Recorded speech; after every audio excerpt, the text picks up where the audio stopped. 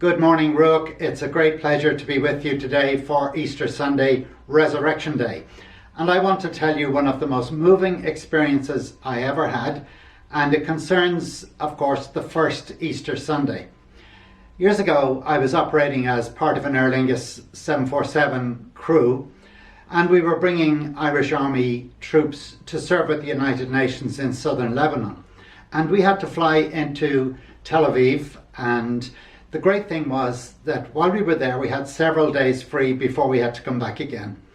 And so I used to do these tours of Jerusalem for the Aer Lingus crews, and we'd go up the long road up high into the mountains where Jerusalem was, and we saw some amazing things there. The Mount of Olives, the site of the old temple. And one of the great things we could do was go down this long road to the deepest place on the surface of the earth and swim in the Dead Sea. And you can hardly sink in the Dead Sea because there's so much salt. But the greatest experience of all was the day that I visited on my own the Garden Tomb in Jerusalem. And right there is a small hill with a cliff face that has holes in it that look like a human skull. And it seems like the place in the New Testament called Golgotha, but we're not absolutely sure. But right beside it there is a garden from the 1st century, the time of Jesus, and there's a carved out tomb in the rock face with a groove for a stone to be rolled in front of it, and inside there's a shelf. It was a most astonishing thing to see this cliff face and beside it the garden tomb. It seemed so much like the New Testament. Now, could this be, I wondered, and many have wondered, the tomb that was belonged to Joseph from Arimathea? He was a member of the Jewish ruling council, but secretly he was a follower of Jesus. And it would have cost him a great deal to admit publicly that he was a follower of Jesus of Nazareth. But at this moment, after the death of Jesus, because he was truly in his heart a follower of Jesus, he gave his personal tomb to be used for the burial of Jesus' body. Now, that was a very risky thing to do. It's very risky, and it's still very risky today, to acknowledge that you are a follower of Jesus. Identifying with him has all kinds of possible consequences. It tests whether you're just part of a group of friends or whether something has really happened inside your own heart that has changed your whole identity. It has to do with whether you follow the crowd when they reject Jesus or whether you will stand aside when you have to identify with him.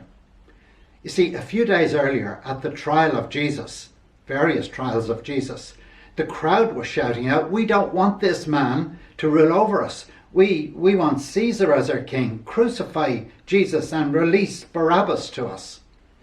And then on the night when Jesus was being questioned, Peter was standing outside and a young servant girl said to him, "You're one of those Jesus people, aren't you?" And he said, No, I'm not." "Yes, you are. I can hear your accent. You're from Galilee, like Jesus' followers." No, I never heard of him. Don't know him at all." And there comes those moments when somebody says, "Are you one of those Jesus people?" And we have a choice, and it's based on whether we operate in fear or whether there's real faith in our hearts that causes us to say yes when someone asks us to identify with or against Jesus. But anyway, Joseph from Arimathea had come out now publicly and identified that he was a follower of Jesus. And so he risked everything by going to the Roman governor and offering his private tomb for Jesus' burial. And when I was in the garden that day and I saw this tomb, I sang a worship song on my own, and I was really moved. And then I went inside this cave where you have to bend down, and there was the shelf. And I said, could that be that I'm standing where Jesus' body was laid after he had died on the cross for me and for you? Was this really the place?